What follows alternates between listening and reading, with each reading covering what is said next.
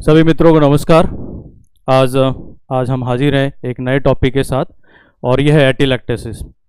ये भी हमारा एक इम्पॉर्टेंट टॉपिक है, बहुत सारे क्वेश्चन बनते हैं। इसकी डेफिनेशन ही कई बार एग्जाम में आ चुकी हैं। इसके साइन एंड सिम्टम्स के बारे में क्वेश्चन आते हैं, मैनेजमेंट के बारे में क्वेश्चन आते हैं। क्लियर। इसकी ईटियोलॉजी भी इंपॉर्टेंट है, बहुत सारे क्वेश्चन उसमें से भी बनते हैं। क्लियर। तो उन सभी पहलुओं से गुजरेंगे, वन बाय वन बात करेंगे। फर्स्ट ऑफ ऑल, बोर्ड पे नाम लिखा है मैंने डिजीज का, दैट इज एटिलैक्टेसिस। ये जो वर्ड है ये ग्रीक के दो वर्ड से मिलके बना हुआ है। ग्रीक लैंग्वेज के दो वर्ड है ये। एक ये एटल, एटल यहां से मैं दो भाग कर रहा हूं, एटल, और ये है एक्टेसिस। एटल का मतलब होता है इनकम्प्लीट, जो कंप्लीट नहीं हो, और एक्टेसिस का मतलब होता है एक्सटेंशन, एक्सटेंशन, इनकम्प्लीट एक्सटेंशन। किसी चीज की बात हो रही है, अगर वो प्रॉपरली एक्सटेंडेड नहीं है। एक्सटेंशन का मतलब होता है प्रसार या फैलना या फूलना। अगर कोई चीज, पर्टिकुलर रेस्पिरेटरी सिस्टम की मैं बात कर रहा हूं, ऐसी है जो कंप्लीटली नहीं फूल रही है, तो उसके लिए ग्रीक नोमेनकल्चर में हमने उसको नाम दे दिया एटिलैक्टेसिस। क्लियर। बेसिकली यहां ये एटिलैक्टेसिस का मतलब हो रहा है कि लंग्स की जो बेसिक यूनिट है गैसियस एक्सचेंज की, और वो हम सबको पता है कि वो होती है एल्वियोलाई। क्लियर। अगर यही एल्वियोलाई जो इस तरीके से शेप रखती है, फुला हुआ रखती है, अगर किसी कारण से ये एल्वियोलाई पूरी इन्फ्लेट नहीं हो और इस तरीके से पिचक जाए, इस तरीके से सिकुड़ जाए, या इस तरीके से कोलैप्स हो जाए, इस कंडीशन को बोला जाता है एटिलैक्टेसिस। एक एल्वियोलाई में होगा, दो में होगा, सराउंडिंग एल्वियोलाई में होगा, बहुत सारी एल्वियोलाई में होगा, एक सेगमेंट में होगा, फिर हो सके एक लोब में भी हो सके कि डिजीज की गंभीरता बढ़े तो एक सिंगल साइड के पूरे लंग में हो जाए।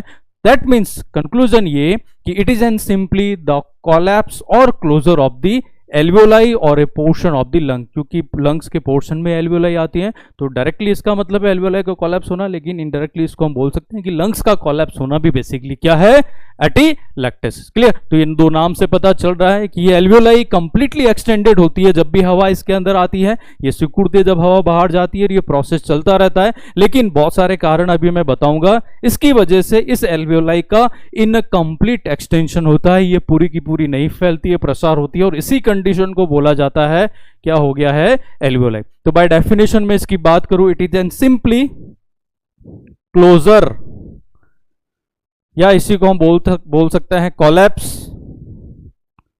Of alveoli. एल्वियोलाई लंग्स में होती है, तो इसलिए यहां पे वर्ड काम में लिया जा सकता है लंग। तो इट इज सिंपली कोलैप्स हो जाना, क्लोज हो जाना एल्वियोलाई का। एल्वियोलाई इस तरीके से फुली हुई है, ये क्लोज हो गई, और इसी कंडीशन में हम बोल रहे हैं एटिलैक्टेसिस। अब चूंकि ये क्लोज हो गई, तो एल्वियोलाई का जो बेसिक काम है, हमने अभी बोला डेफिनेशन में, ये गैसियस एक्सचेंज का एक यूनिट है, बेसिक स्ट्रक्चरल फंक्शनल यूनिट, जो कि गैसियस एक्सचेंज करेगा। अगर ये पूरी फैली हुई नहीं है, तो इसी के अराउंड पल्मोनरी कैपिलरी मेम्ब्रेन होना है, उसके अकॉर्डिंगली गैसियस एक्सचेंज यहाँ पे पॉसिबल नहीं है। तो ये जो कंडीशन है बहुत खतरनाक कंडीशन है, जिसमें लंग्स प्रॉपरली नॉर्मली फंक्शन नहीं कर पाएंगे, क्योंकि वो पूरे के पूरे कोलैप्स हो गए हैं। हम बोल रहे हैं ये क्या है, एटिलैक्टेसिस। तो बाय डेफिनेशन ये क्वेश्चन कई बार एग्जाम में आ चुका है, एटिलैक्टेसिस का मतलब क्या, या कई बार क्वेश्चन आता है the collapse of alveoli is called emphysema, COPD, atelectasis, pneumothorax. हमने बोलना है कि अगर ये एल्वियोलाई कोलैप्स हो रही है, इसी कंडीशन को हम बोल रहे हैं एटिलैक्टेसिस। क्लियर। एटिलैक्टेसिस क्यों होता है, ऐसी क्या पैथोफिजियोलॉजी है जिसकी वजह से ये एल्वियोलाई जो पूरी तरीके से फैलती है हर एक ब्रीथ के साथ, वो यहाँ पे कोलैप्स हो जाती हैं। हम यहाँ बात कर रहे हैं इसके कारणों के साथ साथ इसकी पैथोफिजियोलॉजी। मैं कारण बताऊंगा, और कारण की वजह से ये कोलैप्स होगी, तो उसके साथ में उसकी पैथोफिजियोलॉजी भी आ जाएगी। तो नेक्स्ट जो मैं बात कर रहा हूं एटिलैक्टेसिस के बारे में, वो है इसके कारणों के बारे में, कि ऐसा क्या हो जाता है कि लंग्स नॉर्मली फूले हुए होते हैं, लेकिन कुछ कारणों से ये कोलैप्स हो जाता है। और इसी के साथ हम बात करेंगे क्या पैथोफिजियोलॉजी है, क्यों वो कोलैप्स हो जाते हैं। दो कारण के साथ वो इजीली आपको समझ में आ जाएगा। क्लियर। ये एल्वियोलाई हमने बनाया है, अब ये एल्वियोलाई फुली रहे, इसके लिए बहुत सारे फैक्टर रेस्पॉन्सिबल है। हम पहले नॉर्मल बात करते हैं, फिर बात करेंगे कि इसमें क्या एबनॉर्मलिटी होगी, तब जाके एटिलैक्टेसिस हो जाएगा। क्लियर। हमने बोला कि ये मैंने एक एल्वियोलाई बनाई है, हमने एटिलैक्टिस अलग अलग किया था, वापस शामिल कर देते हैं। ये एक एल्वियोलाई बनाई है और ये पूरी की पूरी फुली हुई है। अब फुला रखने के लिए इसके लिए बहुत सारे यहाँ फैक्टर काम करते हैं। क्लियर? कुछ फैक्टर अंदर की तरफ से काम करते हैं, कुछ फैक्टर बाहर की तरफ से काम करते हैं। कारण में दोनों ही हो सकते हैं, अंदर कोई दिक्कत हो या बाहर कोई दिक्कत हो तो ये एल्वियोलाई कोलैप्स हो सकती है। बाहर के कारणों में वो सभी कारण है जिसमें बाहर से इस एल्वियोलाई को दबाया जाएगा, बाहर से इसके ऊपर दबाव डाला जाएगा या प्रेशर डाला जाएगा। आप बताओ, अगर इस एल्वियोलाई को बाहर से हम दबाएं, ये कोलैप्स होगी या नहीं होगी? नो डाउटली होगी। दैट मीन्स बहुत सारे ऐसे कारण हैं जिसमें एल्वियोलाई को बाहर से दबाव मिलता है और ये एल्वियोलाई न चाहते हुए भी कोलैप्स हो जाती है क्योंकि बाहर से बहुत ज्यादा प्रेशर लग रहा है। क्लियर? अगर ये कारण नहीं है, ये बाहर वाले कारण नहीं है, तो कुछ ऐसे कारण हैं जो एल्वियोलाई के अंदर प्रेजेंट होते हैं।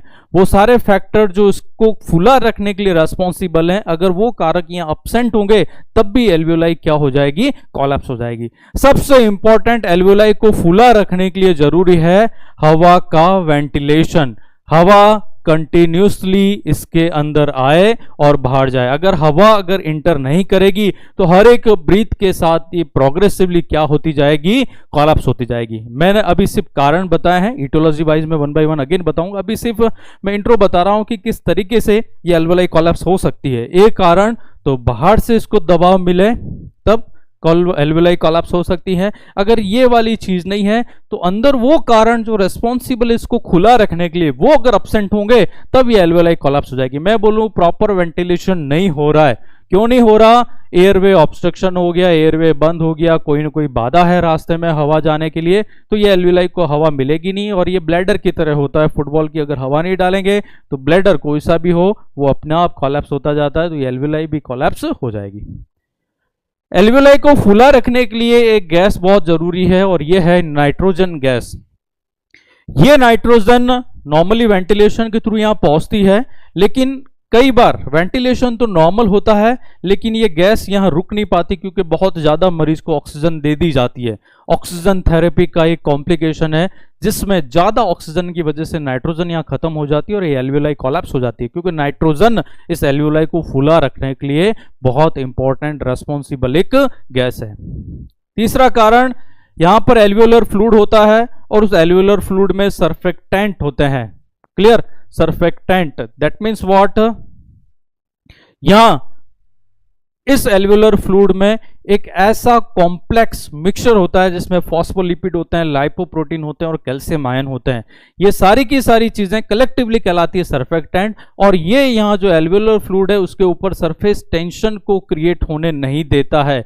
नहीं होने देता तो एल्वियोलर जो मेम्ब्रेन है उसके एल्वियोलर फ्लूइड के ऊपर एक मेम्ब्रेन नहीं बनती तो एल्वियोलाई अंदर से कोलैप्स नहीं होती। ये इस मेम्ब्रेन पे पड़ने वाले टेंशन को कम कर देता है। एल्वियोलर फ्लूइड के ऊपर मेम्ब्रेन जो बन रही है उसका टेंशन खत्म करेगा तो मेम्ब्रेन अपना आप रप्चर हो जाती है और एल्वियोलाई हमेशा खुली हुई रहती है। तो सर्फेक्टेंट भी यहाँ पे बहुत इंपॉर्टेंट रोल प्ले करते हैं एल्वियोलाई को खुला रखने के लिए। तो कंक्लूजन इज दैट कि ये एल्वियोलाई कुछ कारण तो ऐसे है जिसमें बाहर से दबाव लगे तब कोलैप्स हो सकती है, चाहे अंदर वाले ये सारे नॉर्मल हो। कुछ कारण ऐसे हैं जिसमें अंदर वाली ये चीजें, चाहे बाहर के नॉर्मल हो, अंदर वाली ये चीजें एब्नॉर्मल हो जाएगी तो एल्वियोलाई हमारी कोलैप्स हो जाएगी। क्लियर? वन बाय वन देखते हैं इन्हीं सभी कारणों को कि कैसे हमारी एल्वियोलाई जो नॉर्मल थी वो कोलैप्स हो गई। क्लियर? तो ये हमने एक नॉर्मल एल्वियोलाई बनाई है। अब इटियोलॉजी वाइज देखते हैं कि किस तरीके से कोलैप्स हो जाती हैं one by one. First of all, increase pleural space. हम सबको पता है कि ये एल्वियोलाई लंग्स के अंदर है और लंग्स के बाहर डबल लेयर का एक सीरस मेम्ब्रेन है। क्लियर? ये मैं बना रहा हूं यहां पे ट्रेकिया, ये प्राइमरी ब्रोंकाई और यहां पे ये हमारे हैं लंग्स, नीचे डायफ्राम है। अब ये सपोज लंग्स हैं, इसके ऊपर एक डबल लेयर मेम्ब्रेन बना देते हैं और ये मेम्ब्रेन है प्लूरा, बेसिकली प्लूरल मेम्ब्रेन बोलते हैं। बाहर वाला है पैराइटल, अंदर वाला है विसरल और बीच में ये जो स्पेस है कैविटी, इसको बोल देते हैं हम प्लूरल स्पेस या प्लूरल कैविटी। क्लियर? 5 से 15 ml मात्र लिक्विड भरा होता है, फ्लूइड भरा रहता है जो एसेंशियल है नॉर्मल ब्रीदिंग के लिए। कई बार बहुत सारी एबनॉर्मल पैथोलॉजिकल कंडीशन की वजह से इस प्लूरल स्पेस में फ्लूइड या हवा भर जाएगी, फ्लूइड या एयर। क्लियर? एयर भरने को कहते हैं न्यूमोथोरैक्स, न्यूमोथोरैक्स। फ्लूइड भरने को कहते हैं प्लूरल इफ्यूजन। देखो यहां पे क्या हो रहा है, इस प्लूरा के अंदर जो स्पेस है उसमें नॉर्मली फ्लूइड इतना होता है, लेकिन यहां due to abnormal pathological condition की वजह से या तो ज्यादा फ्लूइड जमने लग जाता है या हवा जो कि नॉर्मली नहीं होती है इस स्पेस में, हवा जमने लग जाएगी। तो इसका इल इफेक्ट क्या होगा कि ये हवा या पानी हमारे लंग्स को सिकुड़ेंगे, लंग्स को कोलैप्स करेंगे। आप देख रहे हैं कि ये प्लूरा में अब इतना गैप हो गया, ये चीजें भर गई, ये भर गई, तो ये लंग्स नॉर्मली इतने इन्फ्लेट हो रहे थे, लेकिन अब बाहर से इसको धक्का लग रहा है, बाहर से दबाव लग रहा है। चूंकि लंग कंप्रेस हो रहे हैं तो नेचुरल है इसके अंदर की जो एल्विलाई है वो भी पूरी एक्सपेंड होगी, वो भी क्या हो जाएगी, कोलैप्स हो जाएगी। मैं बोल रहा हूं प्लूरल स्पेस का बढ़ना is an cause of the atelectasis. Pleural effusion, pleural space क्यों बढ़ रहा है? या तो फ्लूइड के जमने की वजह से, pleural effusion that means excessive accumulation of fluid into the plural space. अब ये फ्लूइड क्या हो सकता है?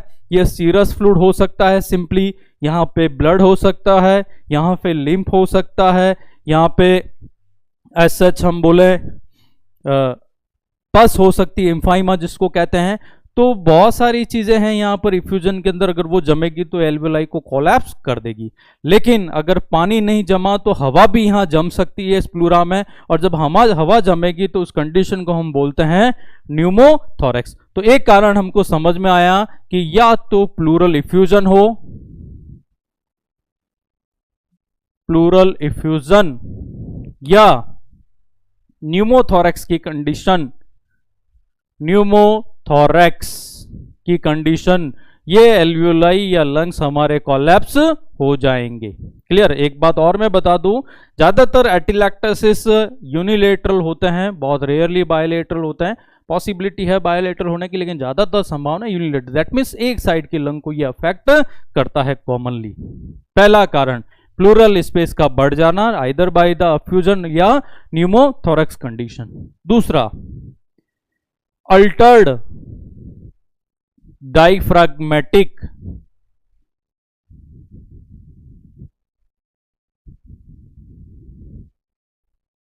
मूवमेंट।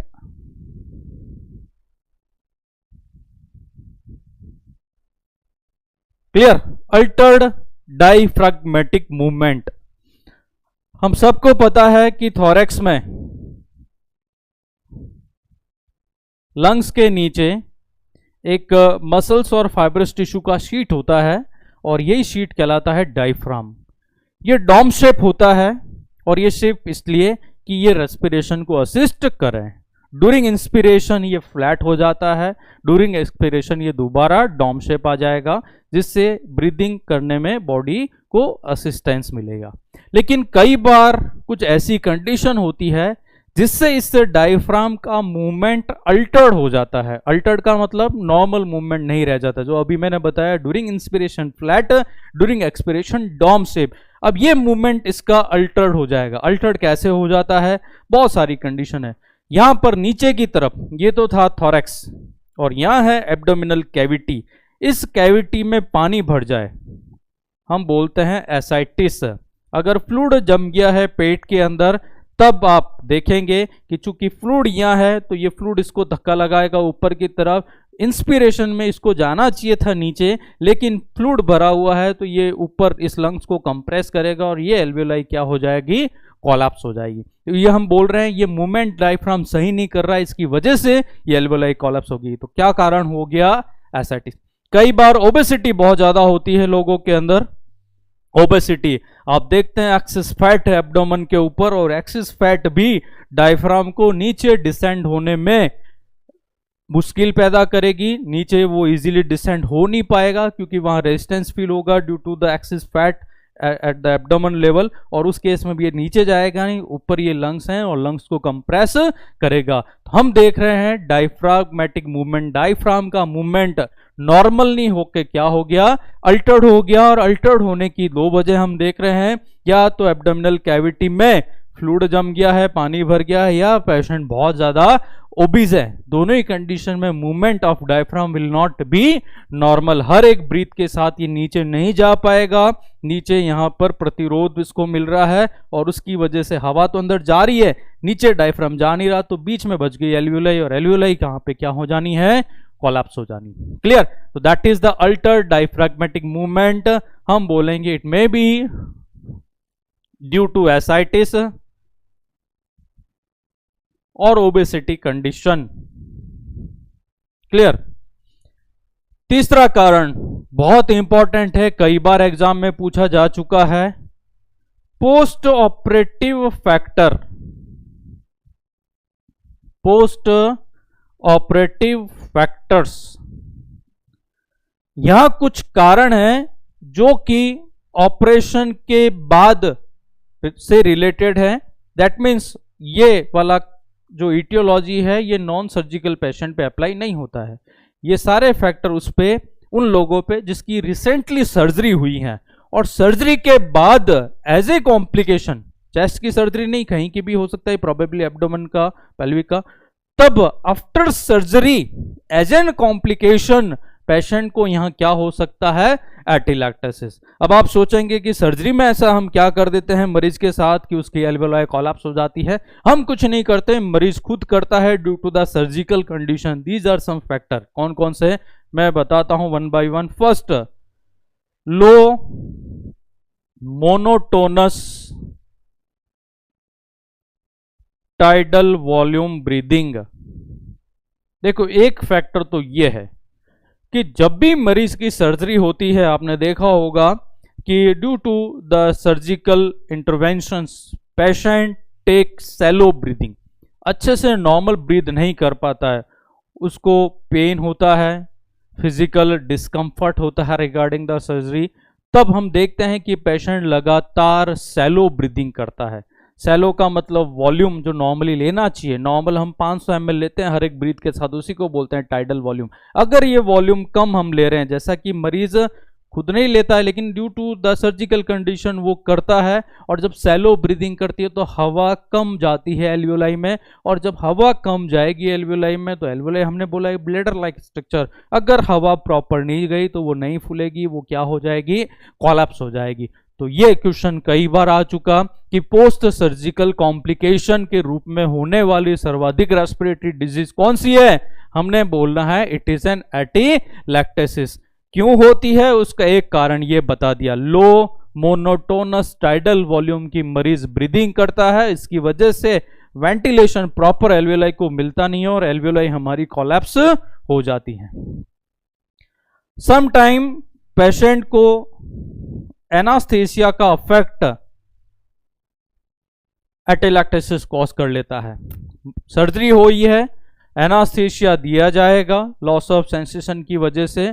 कई बार एनास्थेसिया के साइड इफेक्ट के रूप में आप देखोगे एनास्थेसिया रेस्पिरेटरी डिप्रेशन करता है, और रेस्पिरेटरी सेंटर अगर डिप्रेस हो गया ब्रेन डिप्रेशन की वजह से ड्यू टू एनास्थेटिक इफेक्ट, तो रेस्पिरेशन नॉर्मल वेंटिलेशन से नहीं होगा तो एल्वियोलाई पूरी नहीं फैलेगी क्योंकि हवा प्रॉपर नहीं जा रही है due to the respiratory depression due to the effect of anaesthesia. हम बोलेंगे पेशेंट को क्या हो गया है, एटिलैक्टेसिस। बात वही आ रही है, ये तो मरीज खुद नहीं कर रहा सर्जरी की वजह से, यहां हमने एनास्थेसिया दिया, इसकी वजह से रेस्पिरेटरी सेंटर डिप्रेस हुआ, वो डिप्रेस हुआ तो प्रॉपर यहां पे जो ब्रीदिंग एफर्ट मरीज लगाता है वो नहीं लगा पाएगा। Clear? That is due to the effect of anaesthesia. Surgery के बाद आप मरीज को देखते हैं तो तुरंत मरीज सर्जरी के बाद चलने फिरने लग जाता है क्या? नहीं। That means what? Surgery causes prolong immobility. मरीज सर्जरी की वजह से लंबे समय तक चल फिर नहीं पाता है और आपको पता है वेंटिलेशन के लिए नॉर्मल बॉडी मूवमेंट बहुत ज़रूरी है। अगर मैं चलूँगा फिरूंगा नहीं तो चेस्ट एक्सपेंशन प्रॉपर नहीं होगा, क्योंकि मैंने मेरी एक्टिविटी को लिमिटेड कर दिया। फिजिकल इमोबिलिटी यहाँ पर है तो proper again it lead to the shallow breathing. आपने देखा अगर मैं एक्टिव हूँ नॉर्मल वेंटिलेशन करूंगा, लेकिन मैं एक जगह बैठा हूँ, मेटाबॉलिक डिमांड कम होगी तो नेचुरली बॉडी का वेंटिलेशन भी प्रॉपर्ली हम नहीं कर पाएंगे। यहाँ सर्जरी हो रखी है, इमोबिलिटी लंबे समय तक मरीज रखेगा, it causes also the shallow breathing, and shallow breathing होते ही हम बोलेंगे पर्सन की एल्वेलाई पूरी नहीं फैलेगी, क्योंकि हवा अच्छे से नहीं जा रही है तो पेशेंट की एल्वेलाई क्या हो जाएगी, कोलैप्स हो जाएगी। क्लियर? तो प्रोलॉन्ग इमोबिलिटी इसलिए बोला जाता है कि जैसे सर्जरी हो जाए जितना पॉसिबल अर्लीस्ट पॉसिबल हो हमको पेशेंट को एटलीस्ट उसकी पोजीशन को चेंज करना चाहिए, और जितना जल्दी हो सके चेंज पोजीशन तो करनी है, लेकिन अगर इफ मूवमेंट पॉसिबल है, मोबिलिटी पॉसिबल, तो अर्लीस्ट मोबिलाइजेशन हमको मरीज का करना चाहिए। इसलिए डॉक्टर बोलता है सर्जरी के बाद अगर कंडीशन अलाउ करती है तो बोला जाता है इसको बेड पे इसकी पोजीशन चेंज करो या बेड से थोड़ा सा उठाओ, इसको मूवमेंट कराओ। तो वो सब इसीलिए to prevent the post surgical complication. कौन सा? एटिलैक्टोसिस। क्लियर? Prolonged immobility. कई बार हम सर्जरी के बाद चेस्ट स्प्लिंट लगाते हैं, chest splint to reduce pain after abdominal surgery. देखो इसका मतलब क्या हुआ, सर्जरी हमने करी है एब्डोमेन की तो प्रॉपर ज्यादा इन्फ्लेशन नहीं हो, पेन नहीं हो, क्योंकि बॉडी जब मूव करती है ड्यूरिंग ब्रीदिंग तो हो सके सर्जिकल जो इंसिजन है उस पर पेन हो, दबाव पड़े तो हो सके कि वहां पर सूचर का डिटेचमेंट भी हो जाए। तो कई बार हम स्प्लिंट लगाते हैं, एब्डोमेन स्प्लिंट भी लगाते हैं एब्डोमिनल सर्जरी में, कई बार चेस्ट स्प्लिंट भी लगाते हैं। तो एब्डोमेन पे लगा दिया तो एब्डोमेन नीचे जाएगा नहीं, डायफ्राम जाएगा नहीं, और जाएगा नहीं तो एल्वेलाई कोलैप्स हो जाएगी। ये सेकंड वाला फैक्टर यहाँ काम करेगा। लेकिन कई बार हम चेस्ट पे स्प्लिंट लगाते हैं टू रिड्यूस द पेन।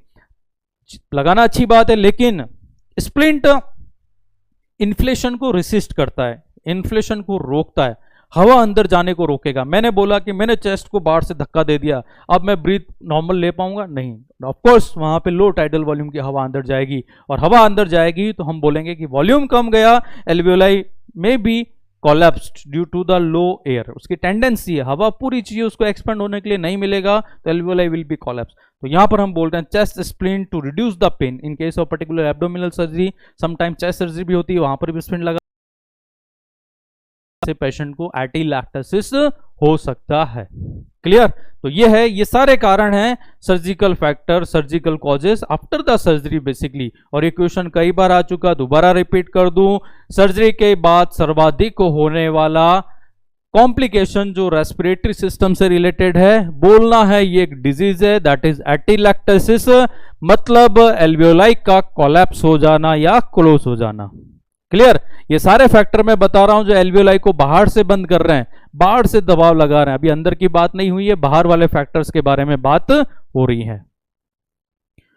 चौथा फैक्टर, अब हम बात कर रहे हैं अंदर से एल्वियोलाई किस तरीके से कंप्रेस हो सकती है, कोलैप्स हो सकती है।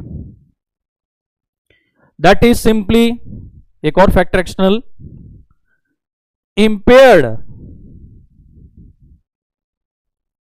Cough reflex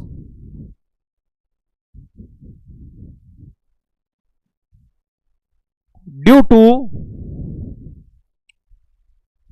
impaired cuff reflex due to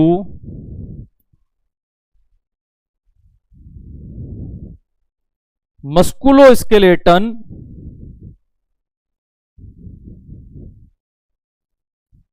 and neurological disorder।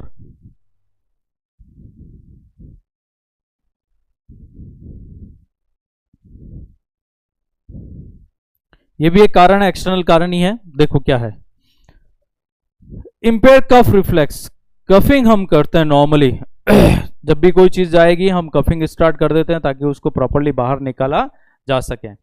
तो क्या होता है, कई बार नॉर्मल मसल्स और जो स्केलेटन सिस्टम का भाग है जो थोरैक्स बनाता है, या कई बार नर्व जो सप्लाई दे रही है हमारे चेस्ट को, हमारे इंटरकॉस्टल मसल्स को, डायफ्राम को, तो अगर ये सही से काम नहीं कर रहे हैं, तो ये सही से काम नहीं कर रहे, तो आपको पता चल गया कि नॉर्मल ब्रीदिंग में सबका रोल होता है।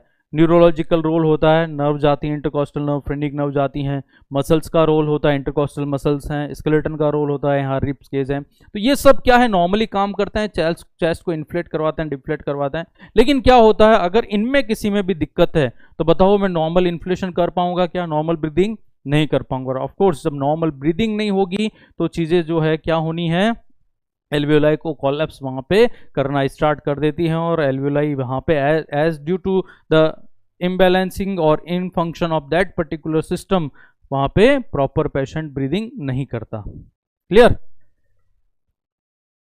पांचवा कारण, सिक्रेशन रिटेंशन।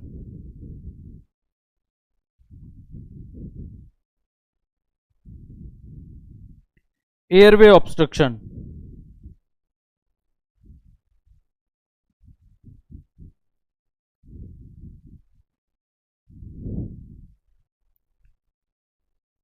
यहां पर है secretion retention and airway obstruction.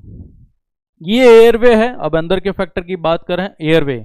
यहां पर सिक्रेशंस, मैं बोलूं बहुत ज्यादा म्यूकस रिटेंशन हो गया, कोई फॉरेन बॉडी आ गई, इनकी वजह से एयरवे ऑब्स्ट्रक्ट हो गया। अब ये सारी चीजें एयर की एंट्री को रोक रही हैं, हवा यहां नहीं पहुंचेगी। जब हवा नहीं पहुंचेगी तो एल्वियोलाई प्रोग्रेसिवली क्या होती जाएगी, कोलैप्स होती जाएगी। क्लियर। सीओपीडी, अस्थमा के कॉम्प्लिकेशंस हमने पढ़े हैं, न्यूमोनिया, उन सब में यहां पर एयरवे ऑब्स्ट्रक्शन हो रहा है। या न्यूमोनिया की बात करें, फ्लूइड ज्यादा जम रहा है, स्पुटम वहां प्रोड्यूस हो रहा है, तो वो सारे वहां उन सभी डिजीज के कॉम्प्लिकेशन में हमने एटेलेक्ट्रेसिस लिखा है। उसकी वजह यही है कि उन सब में सिक्रेशंस बहुत ज्यादा प्रोड्यूस हो रहे हैं, वो रिटेन कर रहे हैं। कफ रिफ्लेक्स भी प्रॉपर नहीं होगा अगर सिक्रेशन रिटेंशन ज्यादा होना है। यहाँ पर एयरवे ऑब्स्ट्रक्शन होगा, हवा फ्रेश जाएगी नहीं, और जाएगी नहीं तो एल्वियोलाई यहाँ पे क्या हो जाएगी, कोलैप्स हो जाएगी। क्लियर। तो अस्थमा के केस में, सीओपीडी के केस में, फॉरेन बॉडी इनहेलेशन इनहेल हो गया है, चला गया एयरवे के अंदर। क्लियर। इसके अलावा मैं बोलूँ न्यूमोनिया की कंडीशन है, तो ये वो सारी जो कंडीशन है उसमें क्या होना है, ये वाला फैक्टर काम आना है, और इसकी वजह से पेशेंट की एल्वियोलाई क्या हो जाएगी, कोलैप्स हो जाएगी। क्लियर। तो वो सब कॉम्प्लिकेशन में लिखा हुआ है, लेकिन अल्टीमेटली उन सब से होना क्या है, या तो सिक्रेशंस वहां रिटेंशन हो रहे हैं एज वेल एज एयरवे वहां पे ऑब्स्ट्रक्ट हो रहा है। दोबारा बता दूं, सीओपीडी, अस्थमा, न्यूमोनिया या फॉरेन बॉडी जो है बॉडी के पर्सन के एयरवे में चली जाए, हम बोलेंगे कि इसकी वजह से भी एल्वियोलाई क्या हो जाएगी, कोलैप्स हो जाएगी। नेक्स्ट कारण है after the secretion retention airway obstruction, surfactant की कमी। सर्फेक्टेंट,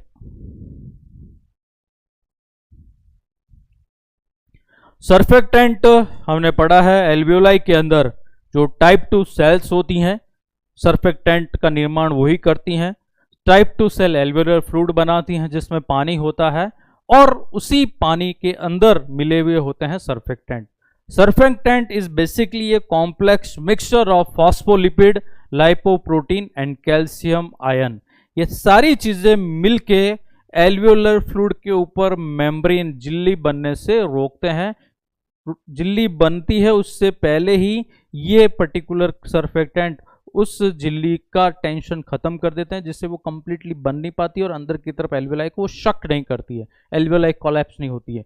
तो अगर ये सर्फेक्टेंट कम है, रेस्पिरेटरी डिस्ट्रेस सिंड्रोम में भी आता है ये सर्फेक्टेंट की कमी, अगर सर्फेक्टेंट की मात्रा कम है तो यहां पर एल्वियोलर फ्लूइड के ऊपर एक मेम्ब्रेन बन जाना है, और मेम्ब्रेन अगर बनती है तो ये चारों तरफ से एल्वियोलाई की दीवार पे ये मेम्ब्रेन एक शकिंग प्रेशर लगाती है, और उसकी वजह से एल्वियोलाई पूरी की पूरी अंदर से पिचक जाएगी। हम बोल रहे हैं सर्फेक्टेंट की कमी हो गई, उसकी वजह से भी यहां क्या हो रहा है, atelectasis. Oxygen therapy, oxygen vital gas है बॉडी के लिए। कई बार बॉडी की जो मेटाबॉलिक डिमांड है ऑक्सीजन की, उसको पूरा करने के लिए ऑक्सीजन बाहर से एडिशनली दी जाती है, हम बोलते हैं एडिशनल सप्लीमेंटल ऑक्सीजन। ऑक्सीजन देने के बहुत सारे अलग अलग मेथड्स होते हैं। क्लियर। हमको ऑक्सीजन थेरापेटिक डोज में देना होता है। थेरापेटिक डोज का यहां मतलब है कि proper fraction of inspired O2 proper flow rate के साथ जो प्रेस्क्राइब्ड डोज है, प्रेस्क्राइब्ड जो भी ऑक्सीजन हमको देना है उसी हिसाब से हम दें। कई बार हम अनमॉनिटर्ड करते हुए ज्यादा ऑक्सीजन मरीज को दे देते हैं और उसकी वजह से ऑक्सीजन के बहुत सारे कॉम्प्लिकेशंस हमको पेशेंट में देखने को मिलते हैं। उसमें से एक कॉम्प्लिकेशन, बहुत सारे कॉम्प्लिकेशन होते हैं ऑक्सीजन थेरेपी के, एक कॉम्प्लिकेशन मैं ये बता रहा हूं कि मरीज को अगर ज्यादा ऑक्सीजन दे दी जाए तो इस एल्वियोलाई के अंदर से nitrogen gas completely wash out हो जाती है।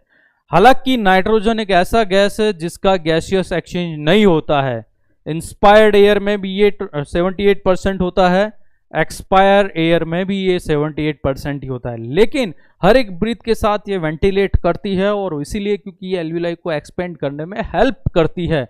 अगर मैं बोलूं एक्सेस ऑक्सीजन मैंने दे दिया तो ज्यादा ऑक्सीजन नाइट्रोजन को वॉश कर देती है, खत्म कर देती है एल्वियोलाई से, क्योंकि ये इसको फुला के रखने में हेल्प कर रही है। तो यहां पर ऑक्सीजन की कमी, ऑक्सीजन की अधिकता की वजह से, नाइट्रोजन की कमी की वजह से क्या हो सकता है, एटीलैक्टेसिस। क्योंकि ऑक्सीजन जा रही है, नाइट्रोजन कम, ऑक्सीजन ज्यादा, तो वो तो आगे डिफ्यूज होकर चली गई ब्लड में। अब उसको फुला हुआ कौन रखेगा, उसके लिए नाइट्रोजन बहुत ज्यादा जरूरी है। तो अगर हम ज्यादा ऑक्सीजन देंगे, नाइट्रोजन की कमी और मरीज को हो जाएगा एटीलैक्टेसिस। क्लियर? तो हम बात कर रहे हैं ईटियोलॉजी ऑफ एटीलैक्टेसिस के बारे में और उसी के साथ मैंने ये पैथोफिजियोलॉजी भी बताई है कि पर्टिकुलर कारण से किस तरीके से कोलैप्स हो जाता है। मैं बोलूं लंग्स के बाहर प्लूरा में बहुत ज्यादा पानी भर जाए या हवा भर जाए, एल्वियोलाई को ये कोलैप्स करेगा। डायफ्राम का जो नीचे की तरफ मूवमेंट होता है इंस्पिरेशन में, वापस ऊपर आता है एक्सपिरेशन में, अगर ये अल्टर्ड हो जाए, जैसा कि एब्डोमिनल कैविटी में पानी भर जाए, मरीज बहुत ज्यादा मोटा है, तभी एटीलैक्टेसिस हो सकता है। कुछ सर्जरी से रिलेटेड कारण है यहाँ पर। सर्जरी होने के बाद मरीज कई बार लो, सब में नहीं, इंडिविजुअल डिपेंड करता है, continuous low monotonous tidal volume की ब्रीदिंग करता है जिससे हवा पूरी नहीं जाती, एल्वियोलाई कोलैप्स हो जाती है। एनास्थीसिया का प्रभाव कई बार रहता है, उसके इफेक्ट की वजह से, रेस्पिरेटरी डिप्रेशन की वजह से एटीलैक्टेसिस हो सकता है। सर्जरी के बाद चेस्ट स्प्लिंट हम काम में लेते हैं, उसकी वजह से कई बार चेस्ट एल्वियोलाई कोलैप्स हो जाती है। सर्जरी में हम इमोबिलिटी कम रखते हैं, प्रोलॉन्ग इमोबिलिटी होती है, तब भी पेशेंट को एटीलैक्टेसिस हो सकता है। इंपेयर्ड कफिंग रिफ्लेक्स या impaired coughing property of the body, ये due to musculoskeletal neurological disorder. Nerve की कोई प्रॉब्लम है, मसल्स की कोई प्रॉब्लम है, स्केलेटन का प्रॉब्लम है, तो हमको वैसे ही पता चल रहा है कि चेस्ट प्रॉपर फूलेगा नहीं। अगर इन सब की प्रॉब्लम है तो स्टिमुलस मिलेगा नहीं, ब्रीदिंग होना नहीं है और एल्वियोलाई क्या हो जानी है, कोलैप्स हो जानी है। यहां पर ऐसी बीमारियां जिसमें बहुत ज्यादा एयरवे में सिक्रेशंस बन रहा हो, एयरवे से सिक्रेशन बाहर नहीं निकल रहा हो, या एयरवे ऑब्स्ट्रक्ट हो रहा हो, either due to the foreign body, either due to the pathophysiology of certain diseases like the COPD, like asthma, like pneumonia, या कोई फॉरेन बॉडी, कोई पीनट चला गया एयरवे में, तो इन सब की वजह से भी एटीलैक्टेसिस पेशेंट में हो सकता है।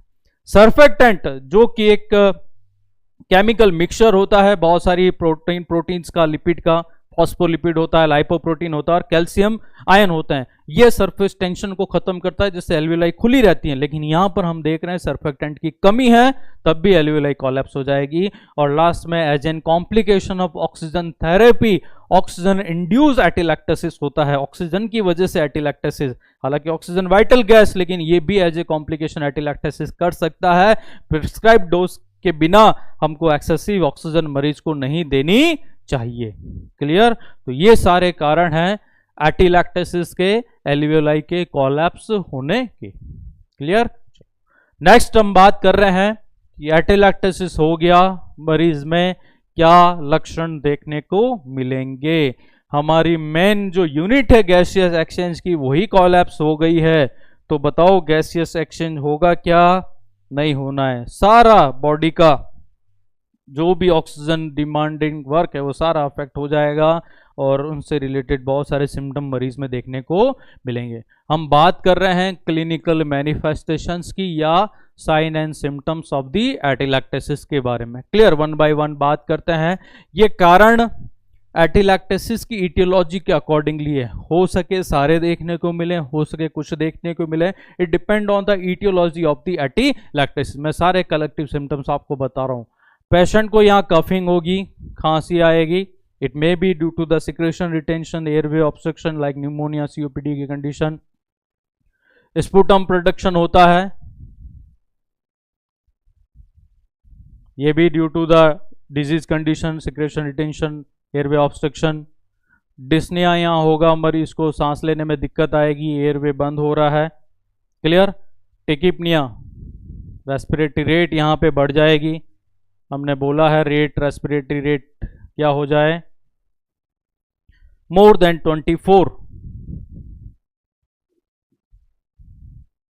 टेकिकार्डिया यहाँ पे होगा पेशेंट को, tachycardia that means heart rate यहाँ पर more than 100 beat in a minute.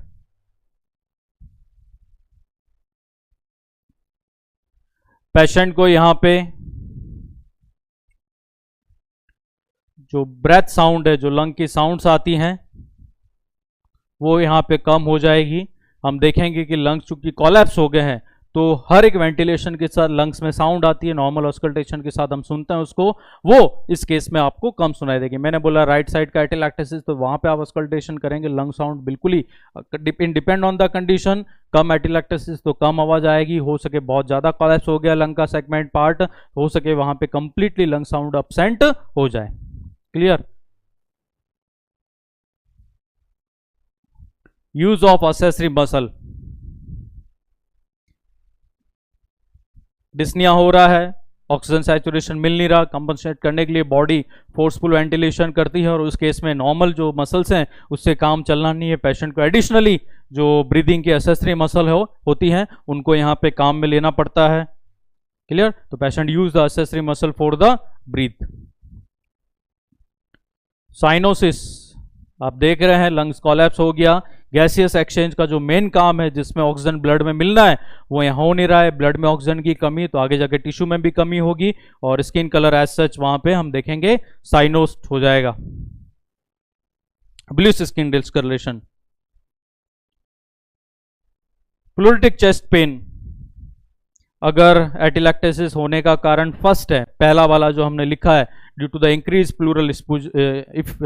Plural space, effusion हो गया या न्यूमोथोरैक्स हो गया, तो उस केस में प्लूरा डिटैच होती हैं, सेंसरी नर्व एंडिंग्स होती है, जिससे पेशेंट को बहुत शार्प नाइफ लाइक पेन होता है। वो पेन आपको एटिलैक्टेसिस में भी देखने को मिलेगा, अगर कारण वहां पे न्यूमोथोरैक्स है या प्लूरल इफ्यूजन है। चेस्ट पेन जो प्लूरिटिक होता है वो बाय नेचर नाइफ लाइक होता है, स्टेप पेन कहते हैं उसको, ऐसे जैसे किसी ने नुकीला छुरा लगा दिया हो, तो that is the pleuritic chest pen.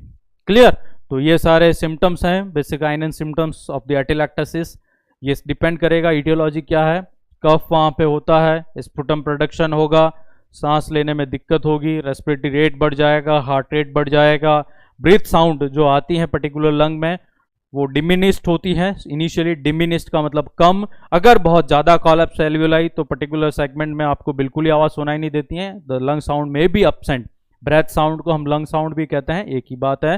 Patient breathe करने के लिए एक्सेसरी मसल्स को काम में लेगा, पेशेंट साइनोसिस हो जाएगा, वहां पे साइनोस्ट होगा, साइनोसिस ब्लूइश स्किन डिस्कलरेशन देखने को मिलेगा, और प्लूरा में बहुत शार्प चेस्ट पेन मरीज को यहाँ पे होगा, अगर पहला वाला कारण है आइदर प्लूरल इफ्यूजन या न्यूमोथोरैक्स। क्लियर। तो आप देख रहे हैं साइन एंड सिम्टम इजी है। वैसे डायग्नोसिस, पेशेंट हमारे पास आया, कैसे डायग्नोस करेंगे, डीएक्स, ये स्टैंडर्ड एब्रीविएशन डायग्नोसिस का जो मैंने लिखा है DX, that means how to diagnose atelectasis. तो यहां पर हमें स्पेसिफिक एग्जामिनेशन करना है, और वो है फिजिकल एग्जामिनेशन। फिजिकल एग्जामिनेशन के लिए वही हम अलग अलग फिजिकल एग्जामिनेशन टेक्निक्स काम में लेते हैं, ऑब्जेक्टिव डेटा इससे मिलता है जो कि डायग्नोसिस करने में बहुत ज़्यादा हेल्पफुल है। यहाँ पर हम देख रहे हैं एज सच पेशेंट में डिपेंड कंडीशन के अकॉर्डिंगली और भी बहुत सारे लक्षण देखने को मिलते हैं, जैसे कि मैं बोलूँ क्रैकल, जैसे न्यूमोनिया कोई कारण है एटिलैक्टेसिस का, तो वहाँ पे जितने भी साइन एंड सिम्टम्स हैं न्यूमोनिया के वो सारे यहाँ देखने को मिलेंगे। मैं बोलूँ सीओपीडी की वजह से हो रहा है, एयरवे ऑब्स्ट्रक्शन, उसकी वजह से एटिलैक्टेसिस, तो ये अभी मैंने कॉमन जनरल बताए sign and symptoms, specific depend करता है इटियोलॉजी के अकॉर्डिंगली। फिजिकल एग्जामिनेशन यहाँ करेंगे तो आपको लंग साउंड ऑस्कल्टेट करनी पड़ेगी, लंग साउंड यहाँ पे कम मिलेगा, ब्रेथ साउंड जो अभी हमने लिखा था। आप मरीज को देखेंगे तो मरीज यहाँ पे असेसरी मसल्स को यूज करेगा। तो असेसरी मसल्स ये आपको इंस्पेक्शन से पता चल जाएगा ये पेशेंट यूज कर रहा है, इसके लिए आपको ऑस्कल्टेशन करना पड़ेगा। मैं बोलूं निमोनिया की कंडीशन है प्रॉबेबली, तो वहां पे आपको क्रैकल साउंड सुनाई देगी।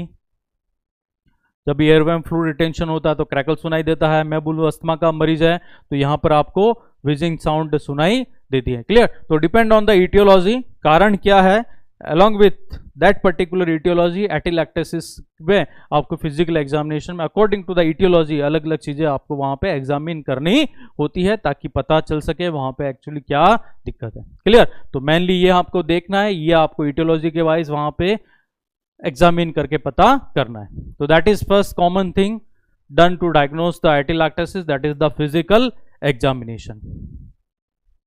दूसरा सबसे इंपॉर्टेंट काम यहां करना होता है चेस्ट एक्सरे। कंफर्म करने के लिए एक्चुअली हमको एक्सरे ही करना होता है। अब अगर लंग का कोई पोर्शन कोलैप्स हो रहा है, एल्वियोलाई कोलैप्स हो रही है, तो हवा वहां पे नहीं है, और हवा नहीं है दैट मीन्स एयर अगर आप देखते हैं बाय डेंसिटी तो बहुत हल्की होती है तो वो ब्लैकिश अपीयरेंस देती हैं, लेकिन वो कोलैप्स हो गया तो ब्लैक जो एरिया दिखना चाहिए एक्सरे में पर्टिकुलर किसी पार्ट पे वो यहाँ पे नहीं दिखेगा। तो वो डिपेंड ऑन द कंडीशन, मैं बोलूँ इफ्यूजन हो रहा है, क्लियर, तो वो सारा एरिया आपको व्हाइट मिलेगा, या न्यूमोथोरैक्स हो रहा है तो शेप के बाहर आपको बहुत ज्यादा ब्लैकिश एरिया दिखेगा। तो एक्सरे से एक्चुअली प्रोबेबली कंफर्म हो जाएगा कि पर्टिकुलर साइड में लंग्स जो है वो कंप्रेस हो गया है, कोलैप्स हो गया है। तो ये एक तरीके से कंफर्म करने में ये टेस्ट आपकी हेल्प करेगा। तो सिंपल चेस्ट रेडियोग्राफ इसको कहते हैं या चेस्ट एक्सरे, ताकि हम एटिलैक्टेसिस को कंफर्मली वहां पे बता पाए कि हाँ पर्टिकुलर साइड के लंग्स का पोर्शन क्या हो रहा है, कोलैप्स हो रहा है। क्लियर? चेस्ट एक्सरे यहां पे करना है। तीसरे ब्रोंकोस्कोपी हमको करनी है।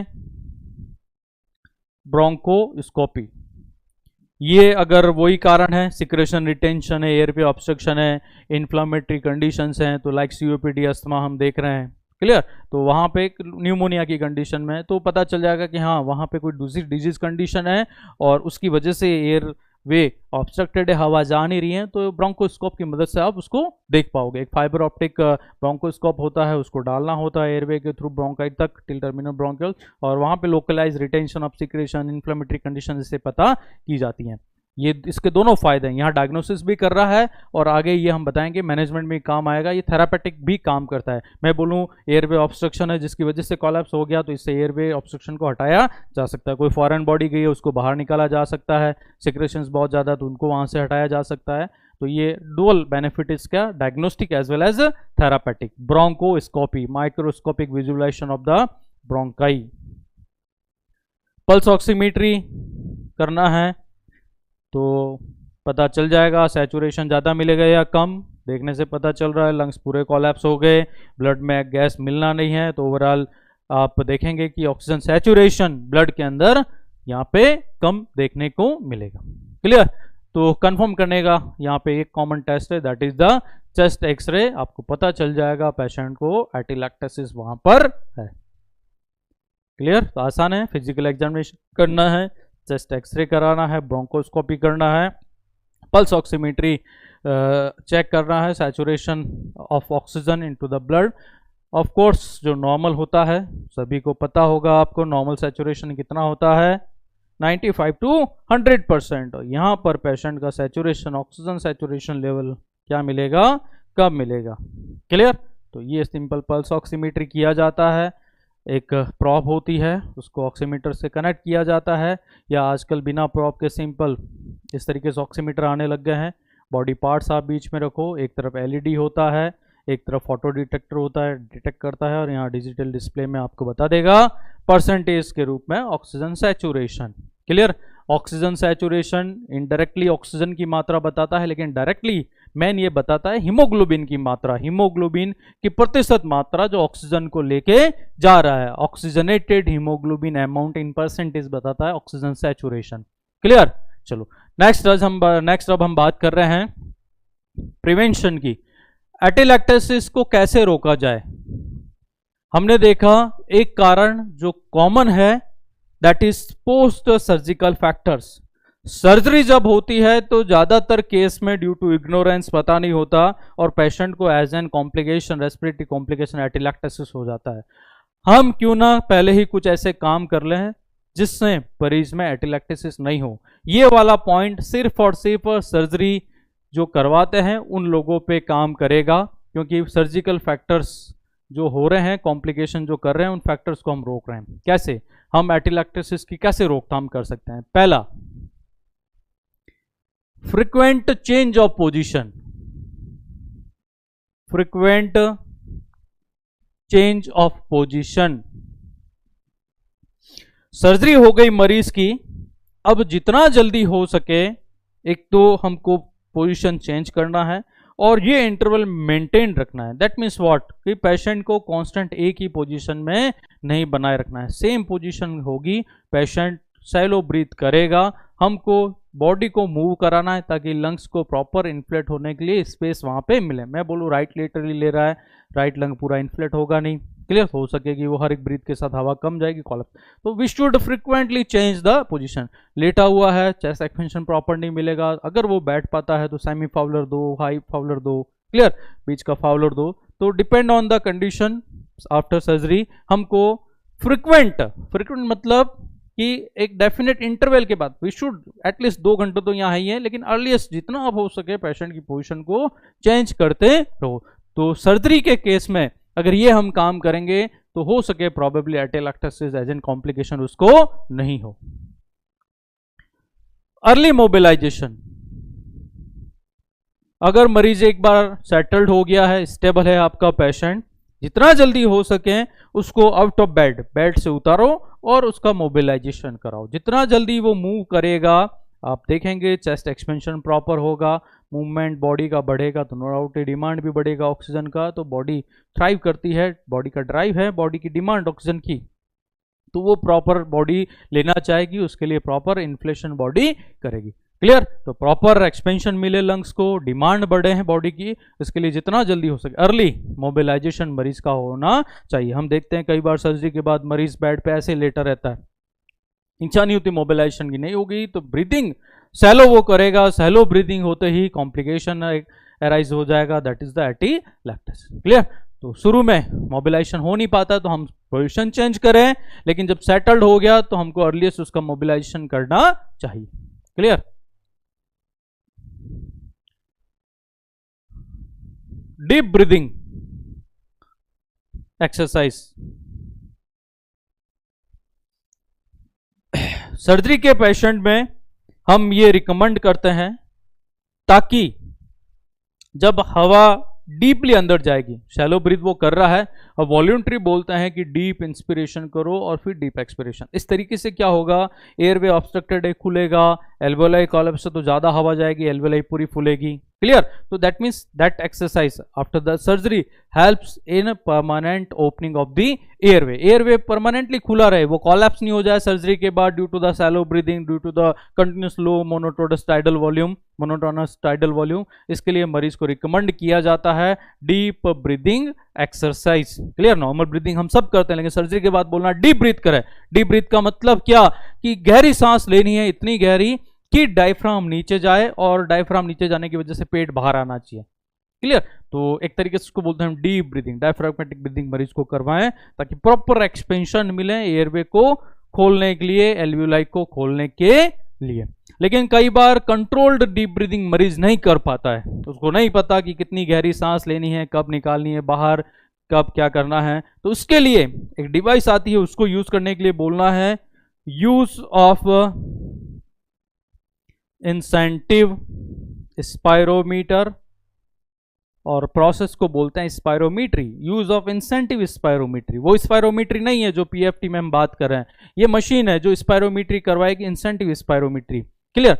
देखा है हमने, इस तरह का एक मशीन होता है, 3 चैम्बर होते हैं, इसमें बॉल होती है 3, यहाँ स्कोरिंग होती है, यहाँ एक ट्यूब होती है। अब इस तरह की मशीन को हम बोलते हैं सर्जरी, आपने देखा होगा पोस्ट सर्जिकल वार्ड के अंदर, रिकवरी वार्ड, सर्जरी वार्ड, इस तरह की एक मशीन होती है, ये यही कंट्रोल्ड ब्रीदिंग करवाती है आफ्टर द सर्जरी। पेशेंट को बोलना है गहरी सांस ले, ये बॉल 600 से 900 स्क्वाट जो होता है उसके बीच में तैरनी चाहिए, 5 सेकंड तक ये तैरनी चाहिए, फिर लिप्स को बंद कर दो और फिर फोर्स्ड एक्सपिरेशन मरीज को करना है। तो इस तरीके से क्या होगा कि एल्वियोलाई जो बंद थी वो हवा जब डीप गहरी जाएगी, 600-700 पे डीप इंस्पिरेशन होता है, तो जब गहरी डीप इंस्पिरेशन हम करेंगे तो एल्वियोलाई फूलेगी और 5 सेकंड तक आप होल्ड करके रखोगे तो एल्वियोलाई विल बी एक्सपेंडेड, उसके एबिलिटी में आ जाएगा एक्सपेंड रहना। और फिर आप पॉट स्लिप करोगे तो अंदर का एयरवे प्रेशर बढ़ाते हुए करोगे तो एल्वियोलाई जो है कोलैप्स होने से यहाँ पे बचेगी। तो that means we should use of incentive spirometry. Clear? Spirometry में स्पायरोमीटर होता है, इसको काम में लेना है, आपको कंट्रोल्ड ब्रीदिंग मिलेगा। वहां पे मरीज नहीं करता है कई बार कंट्रोल्ड ब्रीदिंग, तो उसको हेल्प करने के लिए इस तरीके से स्पायरोमीट्री को काम में लेना चाहिए। Clear? That is use of incentive spirometry. Pneumonia में भी होता है ये, एयरवे जब बहुत ज्यादा भर जाता है, फ्लूइड फिल्ड हो जाता है, तो उसको खोलने के लिए भी हम इसको यहाँ पे काम में लेते हैं। तो यहां हम एल्वियोलाई को खोलने के लिए काम में ले रहे हैं। क्लियर? चलो, तो these are some preventive measures, बहुत यूजफुल है। अगर आप कोई सर्जरी का पेशेंट देखो जो बहुत ज्यादा मेजर सर्जरी का है, सांस लेने में दिक्कत है, तो प्रॉबेबली उसको एटिलैक्टेसिस हुआ है और तुरंत ये इंटरवेंशंस आपको मरीज के साथ करने चाहिए, अर्लीस्ट रिकवरी करने में हेल्प करेगा। फ्रिक्वेंट पोजीशन चेंज करते रहें, जितना संभव हो सके पेशेंट को मोबिलाइज करवाएं, बेड में ही करवाएं, आउट ऑफ बेड करवाएं, डीप ब्रीथिंग एक्सरसाइज के लिए बोलें। If not then use of incentive spirometry should be there. Clear? लेकिन फिर भी हम पता है हमें कि प्रिवेंशन पे हम ज़्यादा ध्यान कई बार दे नहीं पाते हैं, due to excess workload, due to ignorance, sometime negligence, malpractice. उस केस में मैनेजमेंट हमको करना पड़ेगा। तो बात वही आ गई कि काम हमको ही करना है, तो क्यों ना हम पहले ही बीमारी को प्रिवेंट कर लें। क्लियर? हो गया है तो अब उसको मैनेज करना पड़ेगा, और मैनेजमेंट में यहां पर हमको कुछ स्पेसिफिक चीजें देखनी पड़ेगी। Clear? First of all the chest physiotherapy. Chest physiotherapy, chest physiotherapy का मतलब होता है चेस्ट के ऊपर दिया जाने वाला एक तरह का फिजियोथेरेपी, एक तरह का एक्सरसाइज, जिससे चेस्ट में या लंग्स में कोई सिक्रेशन जम गए हैं जो बाहर आ नहीं रहे हैं, जिन्होंने रास्ते को रोक रखा है, जिसकी वजह से कोलैप्स हो रहा है, तो वो अपने आप बाहर आएंगे और एयरवे खुलेगा, हवा air will easily enter into the alveoli. Clear? बोला जाता है चेस्ट फिजियोथेरेपी। इसमें 3 काम हमको करने होते हैं। पेशेंट को लिटा के चेस्ट पे वाइब्रेशन करना होता है, परकशन करना होता है, पोस्चुरल ड्रेनेज करना होता है। ये 3 काम है, तीनों एक साथ बोलेंगे चेस्ट फिजियोथेरेपी दे रहे हैं। क्लियर? मरीज को लिटा दिया, अब आपको देखना पड़ेगा कि पर्टिकुलर कहां से सिक्रेशंस को निकालना। ये एयरवे को क्लियर करने का एक तरीका है, बेसिकली सेगमेंट को ड्रेन करना है। कैसे करें? तो लिटा के आपको पर्टिकुलर सेगमेंट को आइडेंटिफाई करना पड़ेगा, ये ऑस्कल्टेशन से पता चलेगा, या चेस्ट एक्सरे आपने किया उससे पता चल जाएगा। वहां पे आपको इस तरीके से वाइब्रेट करना उस चेस्ट के पार्ट को 1 से 2 मिनट तक वाइब्रेशन। क्लियर? फिर हाथों को ऐसे कपिंग करनी है, कफ हैंड, और फिर उस पर्टिकुलर पार्ट पे इस तरीके से परकशन करना है, थप देनी है उसको। तो वाइब्रेशन से सिक्रेशंस डिटेच हुए, परकशन से और ज्यादा डिटेच होंगे और उनका मूवमेंट होगा। और जब ये काम हो जाएगा, ये काम जब हो जाएगा वाइब्रेशन, तो ये परकशन आपको स्पेसिफिक पोजीशन में करना है। वो पोजीशन जो ग्रेविटी की मदद लेते हुए सिक्रेशंस को बाहर निकाली जाती है, तो वो जो प्रोसीजर है उसको बोला जाता है पोस्चुरल ड्रेनेज।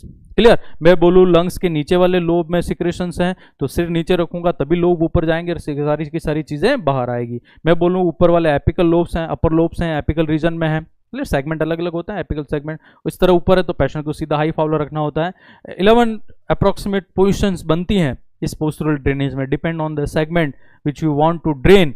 अलग अलग 11 पोजीशन, उसके हिसाब से पोजीशन देके चेस्ट फिजियोथेरेपी कंप्लीट करना होता है। क्लियर? तो हम वाइब्रेशन करेंगे, परकशन करेंगे और ऐसी पोजीशन देंगे कि गुरुत्वाकर्षण बल, ग्रेविटी हेल्प करेगी एयरवे को क्लियर करने में।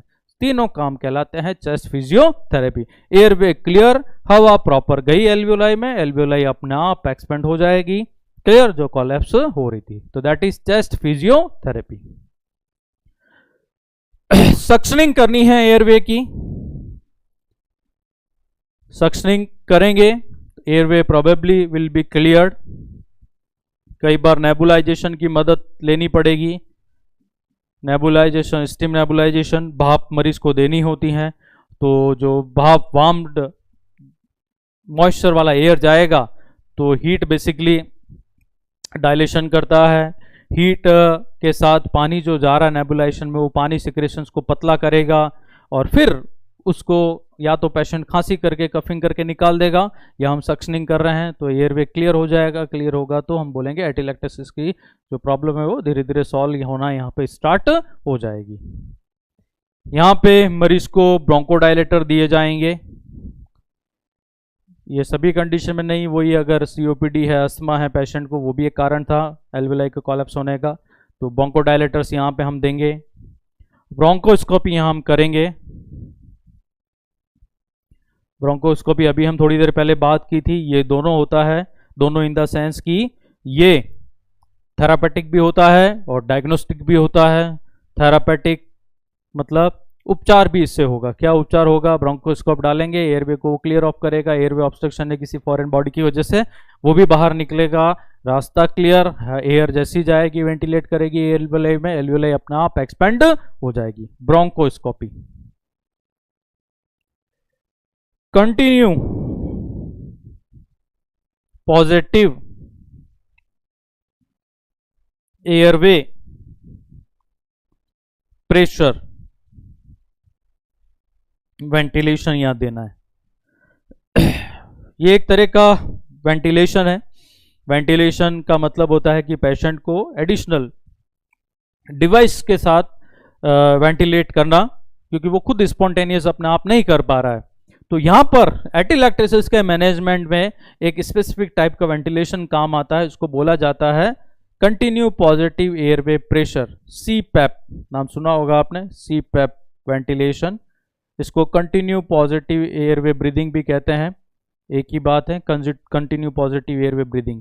इसमें क्या होता है देखो, पेशेंट का एयरवे है बंद था, एल्वेलाई कोलैप्स हो गई। इस तरह का वेंटिलेशन पहले इसके नाम पे जाता है, देखो लिखा हुआ है कंटिन्यू पॉजिटिव एयरवे प्रेशर। इस एयरवे में हमेशा पॉजिटिव प्रेशर ये रखेगा। पॉजिटिव का मतलब क्या कि अंदर जो प्रेशर होता है उससे ज्यादा प्रेशर वेंटिलेशन में मिलेगा, इस तरीके के टाइप ऑफ वेंटिलेशन से। मतलब क्या कि हवा पॉजिटिव प्रेशर के साथ तो अंदर जाती है, लेकिन जब रेस्पिरेटरी साइकिल खत्म होता है, दैट मीन्स जब एक्सपिरेशन होता है, तो at the end of expiration भी वहां पर एयर प्रेजेंट रहेगी, ये पॉजिटिव प्रेशर डालता रहेगा। तो इसका क्या फायदा कि through out respiratory cycle alveoli खाली नहीं होगी, एल्वियोलाई में हवा होगी, और हवा अगर होगी एल्वियोलाई की तो हवा उस एल्वियोलाई को हमेशा फूला हुआ रखेगी, बजाय वो कोलैप्स हो। तो दैट मीन्स क्या कि हमारा जो ये एयरवे है clear through out respiratory cycle, that means in both phase, either inspiration expiration, positive pressure रखेगा। इंस्पिरेशन में ज्यादा प्रेशर रखता है, आफ्टर एंड ऑफ एक्सपिरेशन कम, लेकिन रहेगा पॉजिटिव प्रेशर, ज्यादा प्रेशर एल्वियोलाई से, ताकि एल्वियोलाई हमेशा हवा के साथ भरी हुई रहे। ये हम यहां पढ़ रहे हैं एटिलैक्टोसिस में, ये स्लीप एपनिया के केस में भी काम आता है, ये रेस्पिरेटरी डिस्ट्रेस सिंड्रोम में भी काम आता है, कई जगह ये इस तरह का वेंटिलेशन हम पेशेंट को देते हैं। कंटिन्यू पॉजिटिव एयरवे ब्रीदिंग भी इसको कहते हैं, कंटिन्यू पॉजिटिव एयरवे प्रेशर भी इस वेंटिलेशन का ही एक नाम है। क्लियर? बहुत सारे वेंटिलेशन होते हैं अलग अलग, बात करेंगे बाद में डिटेल में। तो that is continue positive airway pressure so that alveoli can be inflated through out the respiratory cycle. Thoracentesis,